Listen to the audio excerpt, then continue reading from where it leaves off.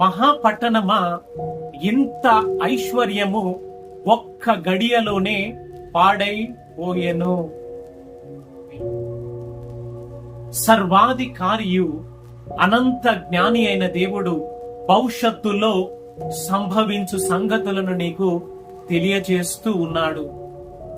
మరి ఇంత గొప్ప ఐశ్వర్యము ఒక్క గడియలోనే పాడైపోయినదని బబులోను పట్టణము గురించి దేవాది దేవుడు నీకు తెలియచేస్తూ ఉన్నాడు.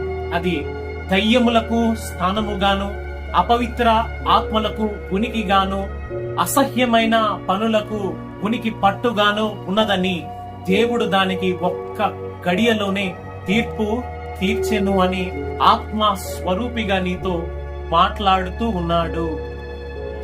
ఈ రోజున ఈ యొక్క సత్యాన్ని వింటున్న నీవు, నీకున్న ఐశ్వర్యాన్ని బట్టి, నీకున్న బలమును బట్టి, నీకున్న సమృద్ధిని బట్టి నీవును ఆ యొక్క మహాపట్టణం వలె ఉంటున్నావా?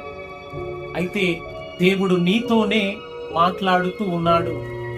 దేవుడు నీకు తీర్పు తీర్చక మునుపు, నీ యొక్క ఊపిరి ఆగక మునుపు నిత్య నరకాగ్ని నుంచి తప్పించబడునట్లు ఆ దేవాది దేవుణ్ణి నీవు విశ్వసించి తన నిత్య రాజ్యములోనికి నీవు నడిపించబడుదువుగాక.